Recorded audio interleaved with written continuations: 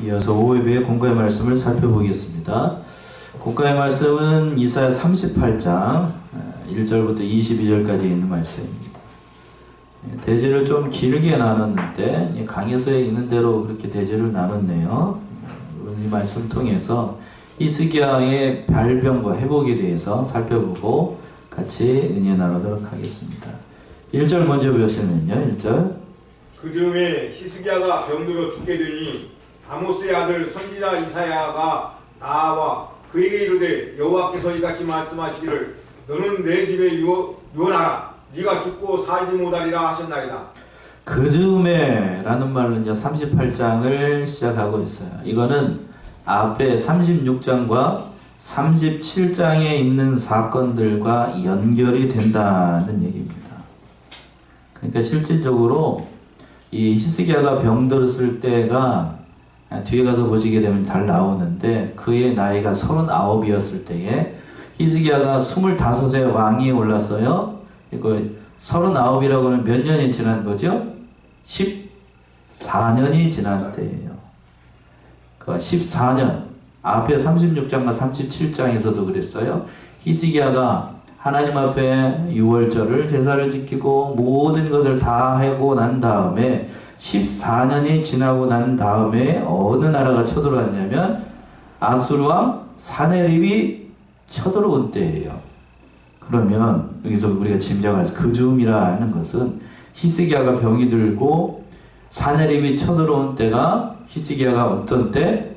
왕이 된 지 14년이 됐대. 그러니까 히스기야가 안팎으로 어려움을 겪었던 거예요. 자신의 육신의 몸은 뭐가 들었고? 병 들었고, 그리고 나라는 누가 쳐들어오고?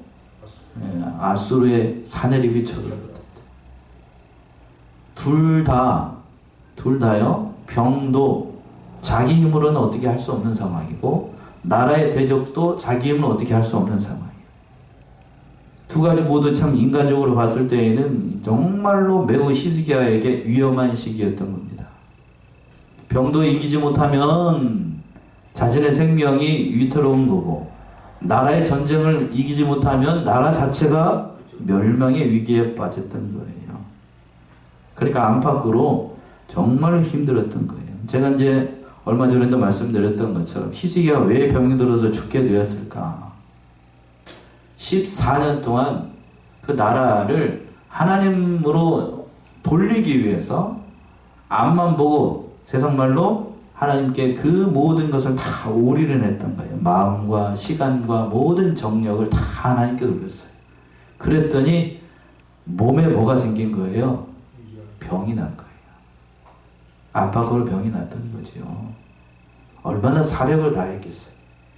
전 충분히 짐작이 된다고. 어떻게 인생을 살았을 것인지, 왕위에 올라서 왕으로서 유대의 나라를 바르게 통치하기 위해서 동문서장에서 어떻게 애를 썼는지. 히스기야가 집권할 때가 참 쉽지 않은 때예요. 유대 위쪽에 있는 이스라엘은 아수르에 의해서 이미 멸망한 상태였고, 그 광경을 다 히스기야가 왕세자로 있을 때부터 지켜봤다고요. 그리고 집권하자마자 그 모든 일이 이루어진 것을 보고 우리가 살 길은 다른 세상 세력을 의지하는 게 아니라 하나님께 돌아오는 것이다. 내탕으로 털어서까지 그 모든 것을 다 하나님께 돌리기 위해서 애를 썼던 겁니다. 근데 그것이 히스기야에게 과로가 되어서 병이 들게 됐던 거예요. 그 말씀이 1절에 있는 말씀이라고. 그 즈음에 히스기야가 병들어 죽게 되었더니. 그러니까 안팎을 위기의 순간이었습니다. 병까지 들었으니까 정말로 어려운 거예요. 히스기야가 걸린 병이 어떤 병인지 여기에는 분명하게 기록되어 있지 않은데 21절에서 보시면 이사야가 무화과 반죽을 해가지고 종처에 이렇게 붙였다라는 것을 봤을 때에 이제 요즘 신학자들은 뭐라고 그러냐면 종처에다 이렇게 무화과 나무를 이렇게 붙였다, 무화과 열매를 붙였다는 것을 봐서 종양 내지는 피부병으로 추정을 합니다. 저는 종양 쪽에 가까운 것 같아요. 종양이 뭐죠? 암이죠. 암인 거예요. 암. 그러니까 요즘도 암 무섭죠. 예. 근데 돌이킬 수 없는 이제 신경성으로 극도의 저기 때문에 히스기야가 이 종양에 걸려 악성 종양 돌이킬 수 없는 그런 병에 걸렸던 것으로 보입니다. 그래서 이제 21절에서도 말씀드리겠습니다만 이사야가 뭐 이렇게 무화과나무 열매를 이렇게 해가지고 막성 종양에다가 붙여가지고 그 무화과나무가 뭐 효과가 있어가 열매가 효과가 있어서 나왔다. 아니 그렇게 가면 안 되고 좀 존경하는 사람도 이상한 사람 무화과 이렇게 으깨가지고 그런다고 낫는 게 아니고 아니, 이상하게 가는 사람도 요즘 많더라고. 그런 게 아니고 하나님의 능력으로 난다는 걸 이게 표징적으로 보여주는 거죠. 그 초자연적인 능력으로 히스기야가 낫게 됐던 거예요. 그러면서 뭐라고 얘기를 하냐면 하나님께서 아모스의 아들 선지자 이사야가 나와서 그에게 이르되 죽을 병에 들렸으니까 이사야가 히스기야에게 얘기를 했던 거예요. 이사야, 다음 주가 이제 이사야가 이제 상반기 마지막 시간이 될 것 같은데 하반기 이사야는 히스기야의 친구이자 동료이자 그 모든 걸 같이 했던 사람이에요. 가장 선한 왕이라고 생각했던 히스기야의 죽음을 이사야 선지자가 그 동료에게 이렇게 얘기를 한다, 친한 친구에게 그 얘기를 한다는 게 쉬웠을까요? 여러분 한번 생각해 보시죠. 여러분이 의사예요. 근데 가장 친한, 가장 선한 사람, 정말로 이 사람이 없으면 나라 자체가 위험한 상황에 빠지겠다라는 그 사람에게 죽게 된다라고 하는 건 이거 죽게 된다라는 유언하라는 말이 뒤가 나오는데 이거는 죽게 된다는 얘기예요. 이 말을 하기가 쉬웠겠습니까? 네? 쉽지 않지요. 선지자는 그러니까 제가 어제 말씀을 연구하면서 그런 생각이 들었어요. 선지자의 사명이라고 하는 것이 참 쉽지 않았겠다. 이사야가 이 말씀을 하나님의 이 말씀을 히스기야에게 전할 때 어떤 심정이었겠어요. 근데 성경은 대충 보면 안 되고 아는 만큼 보이게 되는데 여러분이 이사야라고 생각하고 이 엄청난 말씀을 누구에게? 왕에게 전해야 된다라고 생각을 해보죠. 내가 가장 신임하고 가장 아끼는 사람에게 너 죽으니까 유언하래 하나님이. 그냥 뭐 사무적으로 얘기한다라고 하면 되겠습니다만 마음을 담아서 이 말씀을 전한다라고 하면 이게 엄청난 거예요. 그렇겠지요? 내가 사랑하는 아내한테 좀 있으면 뭐라고 그러면 안 되겠지? 당신 죽는데 이 말을 한다라고 하는 거 이 쉬운 일입니까? 쉬운 일 아니라고. 그 말을 근데 이사야는 하는 거예요. 여호와께서 이같이 말씀하시기를 너는 내 집에 뭐하라? 유언하라. 네가 죽고 살지 못하리라 하셨나이다.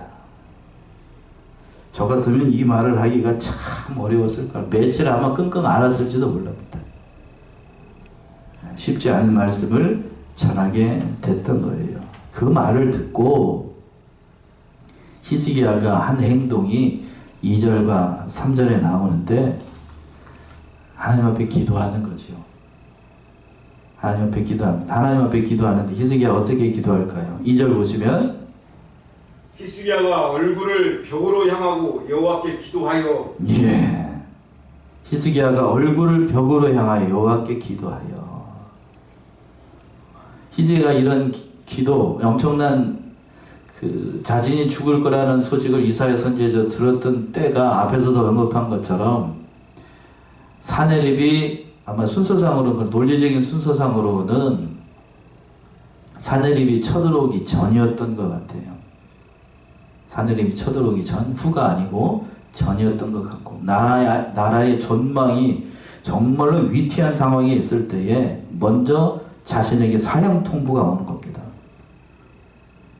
지금 어디는 쳐들어올 것 같고 사내립 아수르는 막 쳐들어올 것 같은 상황인데 하나님이 너 죽으니까 유언하라고 그러면 이거 어떻게 감당을 해야 되는 거예요? 쉽지 않죠. 그때 하나님 히스기야가 한 행동이 얼굴을 어디로 향하고? 벽으로 향했습니다. 이 벽으로 향했다는 얘기는 제가 여기 벽 보고 벽을 향했다는 것은 세상 바라보지 않고 뭐만 바라봤다는 거예요? 하나님만 바라보고 하나님 앞에 기도했다는 얘기입니다. 여호와께 기도하여 가로되 말씀을 듣자마자 이사야 선지자로부터 하나님의 그 엄청난 얘기를 듣자마자 즉각적으로 하나님 앞에 기도하기 시작하는데 이때 당시 히스기야가 나이가 앞에서 언급한 것처럼 39이었어요. 몇 살이요? 39. 그러니까 39인데 이때가 되도록 그 논리적인 그 산술적인 계산으로 한다라고 하면 아직 이 히스기야의 뒤를 이을 아들이 태어나지 않았던 때입니다. 한번 찾아보세요. 므낫세가 42세에 태어나니까 열왕기하 21장 1절 보세요. 열왕기하 21장 1절. 열왕기하 21장 1절. 므낫세가 위에 나아갈 때 나이 12세라 예루살렘에서 55년을 치리하니라. 그 모친의 이름은 헵시바더라. 거기까지요. 자 보세요. 므낫세가 위에 나아갈 때 나이가 몇 살이라고요? 12세. 12세. 12살이라고 12살. 자, 히스기야가 하나님 앞에 기도하고 몇 년을 연장을 받았죠? 수명을? 15년. 15년을 연장을 받았으니까 산술적으로 계산을 해봐도 산수만 좀만 하시면 므낫세가 아직 뭐한테요? 아직 이 세상에 없는 때입니다. 아직 엄마 뱃속에 있고 아빠 뱃속에 있는 때요. 그러니까 히스기야가 죽으면 히스기야의 뒤를 이을 왕세자가 있었던 때요? 없었던 때요? 없었어요. 그 히스기야가 죽으면 뒤를 이을 왕도 없고 자기가 죽으면 이스라엘이 어떻게 될지도 모르는 상황에서 정말로 나라가 안팎으로 위기의 순간이에요. 그러한 순간에 하나님께 기도하기를 시작하는 거예요. 히스기야가 어떤 상황에 놓여 있는지 이해가 되십니까? 그러고 난 다음에 3절 보시면 가로되 여호와여 구하오니 내가 주의 앞에서 진실과 전심으로 행하며 주의 목전에서 선하게 행한 것을 추억하옵소서 하고 심히 통곡하니.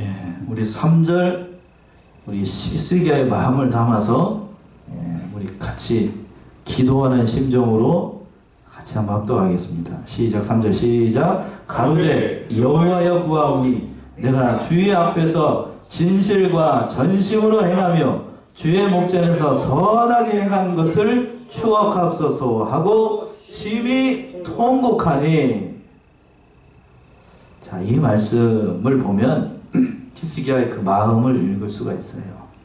가로되 여호와여 구하오니. 구한다라는 말은 여기서 구약성경에서 12번 사용되는 그 말인데 우리말은 구하다라고 되어 있고 히브리 말은 좀 달라요.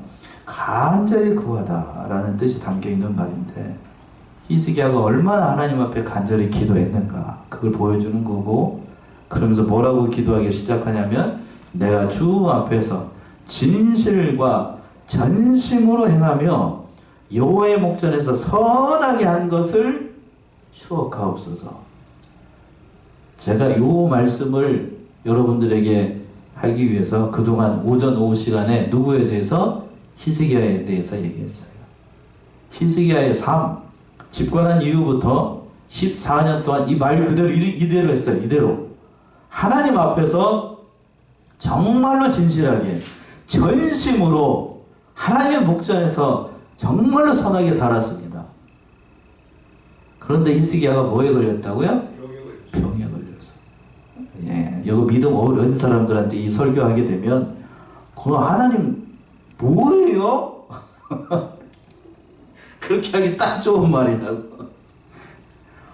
올곧게 살고 이렇게 했다라고 하면 복 줘야 되는 거 아닙니까? 라고 물어보기 딱 좋다고요.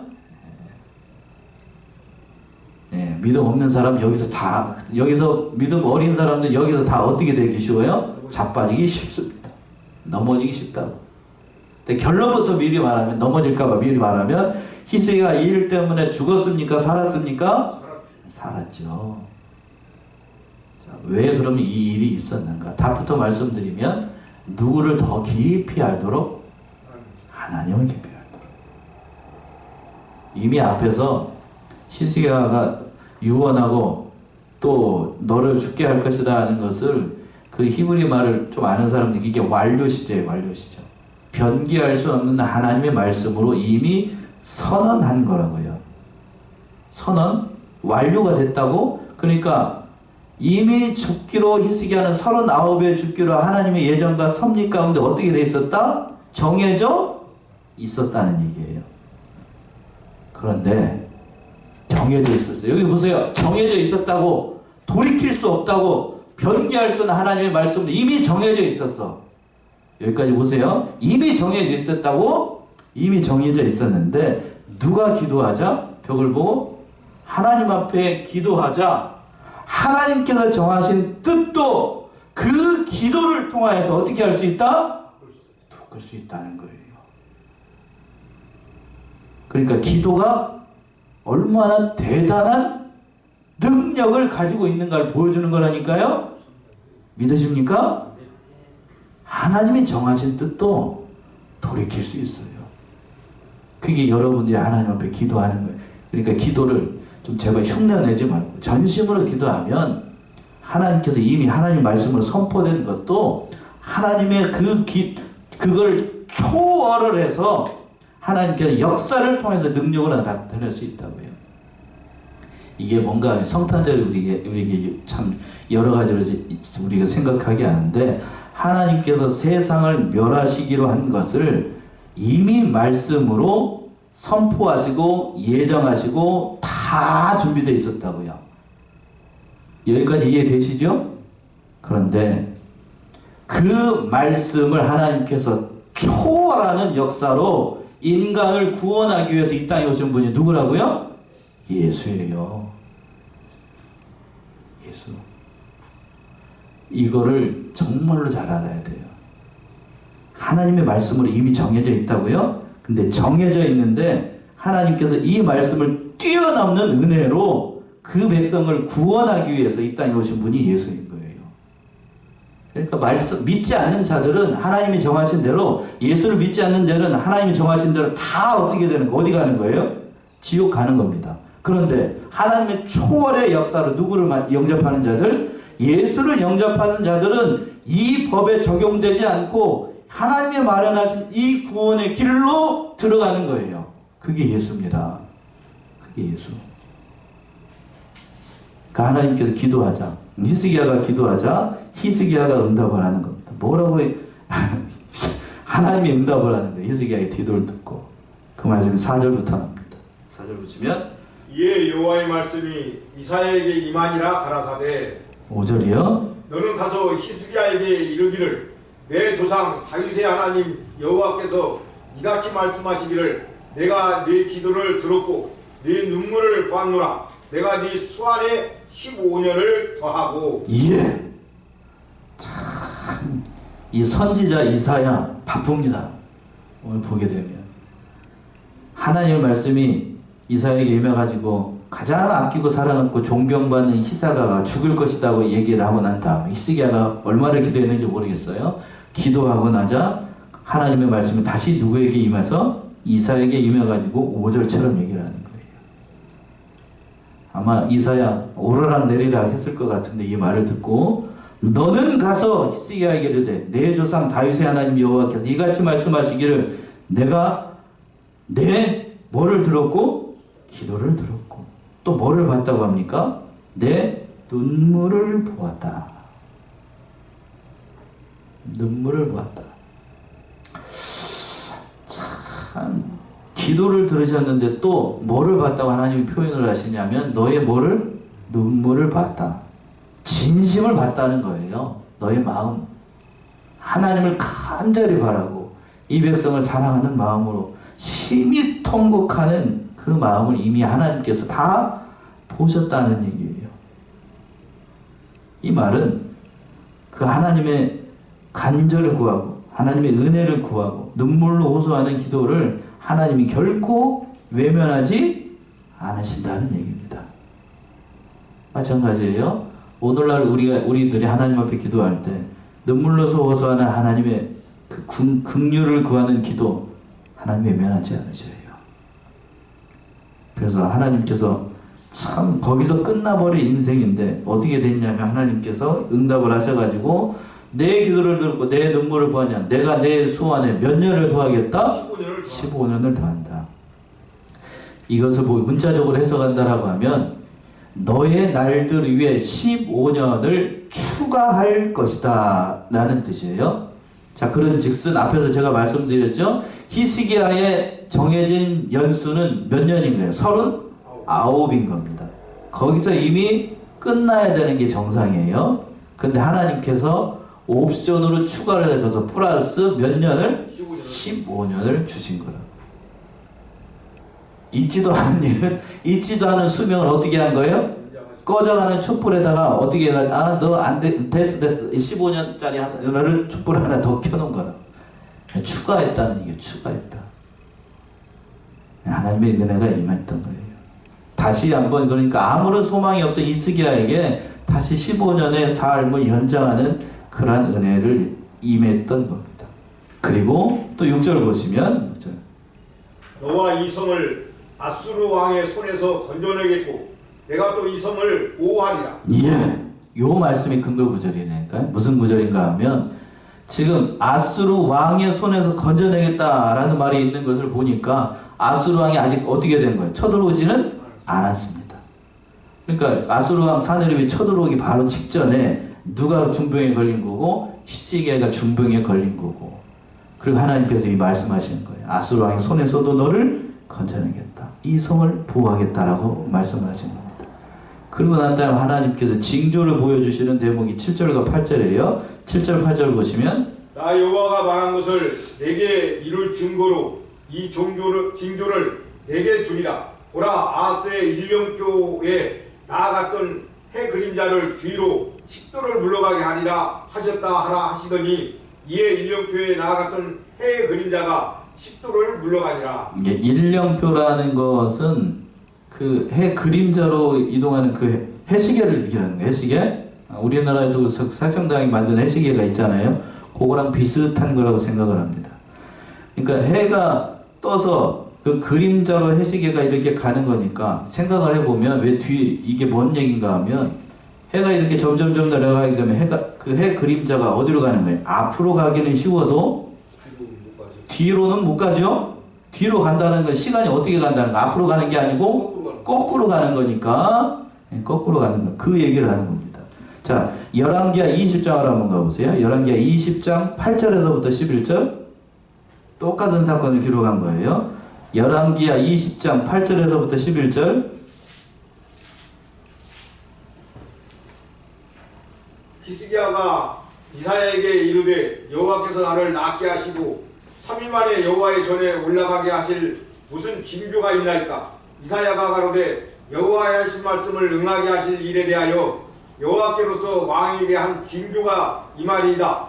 해 그림자가 10도를 나아갈 것입니까? 꼭 10도를 물러갈 것입니까? 히스기야가 대답하되 그림자가 10도를 나아가기는 쉬우니 그리할 것이 아니라 10도가 물러갈 것입니다.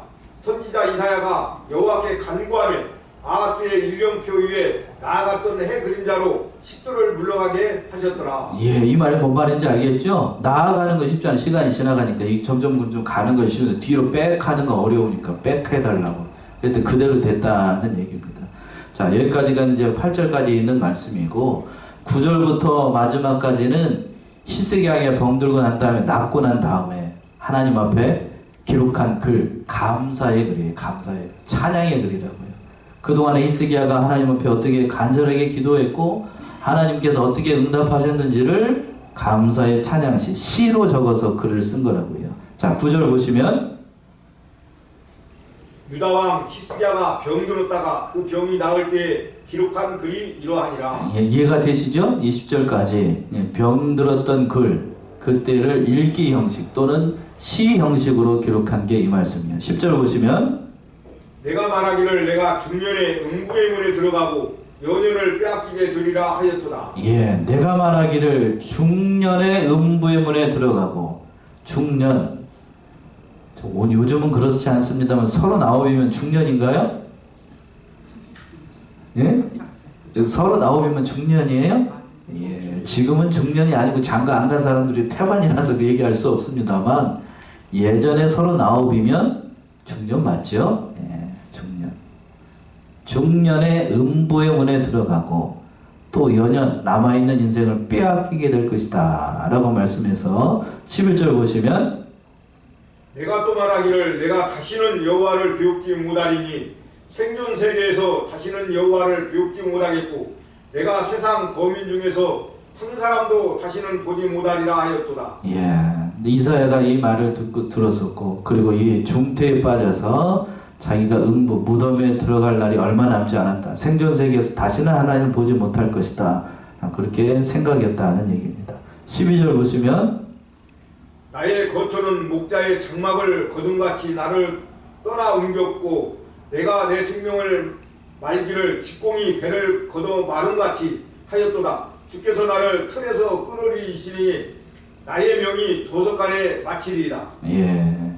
목자가 장막을 치고 그리고 걷어내는 것처럼 또 직공이 배를 짜다가 그 짠 음식을 이렇게 잘라서 하는 것처럼 히스기야의 생명이 지금 다 해가지고 곧 끊어질 날이 임하게 됐다는 걸 이렇게 표현하는 거예요.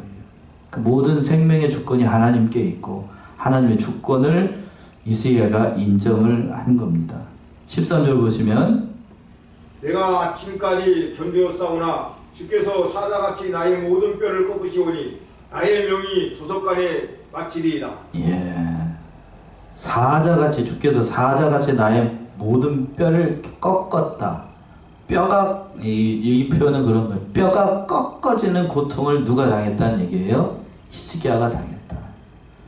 종양이 말기가 되면 극도의 고통이 찾아옵니다. 그걸 이렇게 표현을 한 거라고. 뼈가 어떻게 되는 고통? 꺾어지는 고통. 제가 저도 목회자이기 때문에 그 말기 암 환자들 봤어요. 말기 암 환자들 그 말기가 되면 그 고통이 1시간 30분마다 찾아오는데 그때는 보통 얼마 남지 않은 생명이기 때문에 그 의사들이 뭐를 처방해줘 몰핀을 이렇게 처방을 해주죠. 극도로 견디기 어려울 때 의사 선생님들 그렇게 얘기를 해요. 정말로 참고 참다가 어려운 순간에 이렇게 오라고 그렇게 얘기는 합니다만 자주 맞으면 뭐가 생기니까 내성이 생기기 때문에 그래요. 근데 이 상황이 그 상황인 거예요. 극도의 고통이 찾아왔다. 얼마나 힘들고 괴로웠겠어요. 자, 그리고 14절 보시면 나는 제비같이 학같이 지적이며 비둘기같이 슬피 울며 나의 눈이 쇠하도록 망하나이다. 여호와여 내가 악죄를 받사오니 나의 중보가 되옵소서. 예. 참, 그때 그 고통 가운데 하나님 앞에 부르짖고 기도하는 거죠. 앞에서는 통곡했다라고 되어 있는데 그 표현하는 게 내가 제비같이 학같이 쥐적이며 비둘기같이 슬피 울었다. 이해가 되십니까? 어떤 상황인지? 극도의 고통 가운데 펑펑 울면서 살려달라고 그랬어요. 그러면서 나의 뭐가 되어달라? 중보가 되어주옵소서. 나의 생명을 구하실 분은 하나님밖에 없다. 그렇게 기도하는 거죠. 또 15절 보시면 주께서 내게 말씀하시고 또 친히 이루셨사오니 내가 무슨 말씀을 하오리까? 내 영혼의 고통을 인하여 내가 종신토록 가끈히 행하리이다. 예. 개정판 번역 15절 한번 읽어보세요. 개정판 개역 개정. 저는 목자의 장막을 거둠같이 나를 떠나 옮겼고 죽은 배를 걷어 마름같이 내가 내 생명을 말하다. 주께서 나를 틀에서 끊으시니 조석간에 나를 끊으시자. 15절. 주께서 내게 말씀하시고 또 친히 이루셨사오니 내가 무슨 말씀하오리까? 내 오늘 고토로 말미암아 내가 종신토록 방황하리이다. 종신토록 뭐하리로다? 뭐하리로다? 방황이다. 당황하리이다. 이렇게 되어 있는데 방황이라고 되어 있어. 방황. 왜 이 얘기를 읽어보라고 그랬냐면 그 개역 개정판은 방황하리이다 라고 되어 있고 뜻이 완전히 예. 그 15절에 개역 성경은 가끈히 행하리이다 라고 되어 있어요. 왜 이 얘기를 했냐면 개정판 번역이 그렇게 좋지 않기 때문이에요. 뭘 개정을 했는지 모르겠습니다만 가끈히라는 말이 원어에 가까워요. 가끈히라는 말은 그 정신을 차리고 그 모든 것을 하나님 앞에 참되게 행하기를 결심했다는 의미예요. 근데 개정판 번역 어떻게 번역을 했다고 이걸? 방황은 아니 전혀 다른 얘기잖아요. 전혀 당황이니까 그런 의미예요. 고통 중에서도 히스기야는 그러니까 하나님의 그 절대적인 주권을 인정을 하고 내가 살려주시면, 나의 생명을 주시면 그 고통을 인해서도, 그 고통 가운데서도 내가 하나님 앞에서 올곧게 정직하게 살아갈 것을 다짐하는, 여기서도 어려움 가운데서도 울면서 통곡하면서도 하나님 앞에 바르게 살겠다고 고백하는 거예요.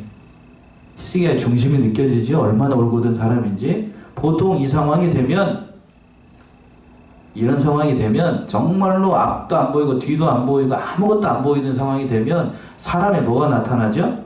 밑바닥, 본 실력이 나타납니다. 어느 때 그 사람이 좋은 사람인가 안 좋은 사람인가 아니면 주무실 때, 그리고 마취했을 때 그 사람 본성이 나와요. 이성의 끈이 어떻게 될 때 없어지고 그 사람의 본 바탕이 나타날 때 합니다. 그러니까 여러분들 그 건강보험공단에서 수면 내시경 하실 때 있죠? 수면 내시경 해가지고 여러분들 장난친 사람들 같은 경우에 여러분 물어보게 되면 그때 여러분 이성이 작동하지 않는 때이기 때문에 있는 대로 다 얘기해요. 응? 있는 대로 다 얘기한다고. 재밌습니다. 그래서 묘일난 사람들 다 많은데, 근데 마취를 시켜놓고 했는데 정말로 깨끗하게 올곧게 하는 사람이 있고, 그렇게 되면 그렇지 않은 사람 같은 경우는 대박 뭐가 나오고, 다 나와. 실력 다 나와. 온갖 욕을 다 창조해가지고 가는 사람이 있는가 하면, 그런데 히스기야는 그 어려운 시간에도 정말로 타들어가는 그런 상황에서도 뭐가 나온 거예요? 밑바탕에 있는 그 신앙이 나온 거예요. 이러기 쉽지 않아요. 이러기 쉽지 않다. 그러면서 16절 보시면 16절, 주여 사람의 사는 것이 이에 있고 내 심령의 생명도 온전히 거기 있사오니 원컨대 나를 치료하시며 나를 살려 주옵소서. 이 말을 하는 거예요. 살려달라. 정말 하나님 앞에 진실을 행하겠다. 참 귀하다고. 이러기 쉽지 않아요. 정말로 이러기 쉽지 않다고. 17절 보시면, 보옵소서. 내게 큰 고통을 더하신 것은 내게 평안을 주려 하심이라. 주께서 나의 영혼을 사랑하사 멸망의 구덩이에서 건지셨고 나의 모든 죄는 주의 등 뒤에 던지셨나이다. 기가 막힌 찬송입니다. 보옵소서. 내게 큰 고통을 더하신 것은 내게 뭘 주기 위해서? 평안을 주시기. 이미 안 거죠. 깨달은 거라고요. 이런 고통이 임한 건 내게 진정한 평안을 주시기 위한 거고, 주께서 나의 영혼을 사랑해서 멸망의 구렁텅이에서 건지셨고 나의 모든 죄를 주님의 뭘로? 어디 뒤로? 등 뒤로 던져버리셨다. 나의 죄는 보지 않겠다 라는 뜻이 담겨 있으니까 히스기야의 신앙이 잘 드러나는 거죠. 18절 보시면, 음부가 주께 살해하지 못하며 사방이 주를 찬양하지 못하며 구덩이에 들어간 자가 주의 신실을 바라지 못하되 19절까지, 오직 산자 곧 산자는 오늘날 내가 하는 것과 같이 주께 감사하며 주의 신실을 아비가 그 자녀에게 알게 하리다. 죽으면 18절의 말씀이면 죽으면 하나님을 찬양하지도 못하고 아무것도 하지 못하나 살아있는 사람만 주님 앞에 하나님의 자녀에서 모든 것을 할 수 있으니 자신을 어떻게 해달라는 거예요? 죽이지 말고 어떻게 해달라고? 살려달라는 얘기죠. 마지막 20절 보시면 20절, 여호와께서 나를 구원하시리니 우리가 종신토록 여호와의 전에서 수금으로 나의 노래를 노래하리로다. 그래서 이 찬양이 나오는 거예요. 히스기야가 병 나았고 하나님 앞에 감사하고 나의 구원하시리니 우리가 종신토록 여호와의 전에서 수금으로 노래하겠다. 이 말씀을 보게 되면 히스기야도 다윗처럼 수금을 잘 탔던 것으로 보입니다. 찬양을 잘 했던 것으로 보이고. 자, 마지막 21절 22절, 이사야는 이르기를 한 뭉치 무화과를 취하여 종초에 붙이면 왕이 나으리라 하였었고 히스기야도 말하기를 내가 여호와의 전에 올라갈 징조가 무엇이뇨 하였었더라. 그 종초에 히스기야의 그 종초에다 무화과를 취해서 붙이고 이 모든 징조를 구했던 앞에서 살펴봤던 것처럼 그런 믿음의 역사를 통해서 하나님의 능력으로 히스기야가 낫게 된 겁니다. 참 히스기야의 간절한 기도, 하나님의 능력, 하나님의 그 히스기야의 신앙 잘 드러나는 대목인데, 우리도 사랑하는 성안의 성도님들 이러한 히스기야와의 신앙으로 어려움들을 이겨나가는 주의 백성들 모두가 되시기 바랍니다. 기도하겠습니다.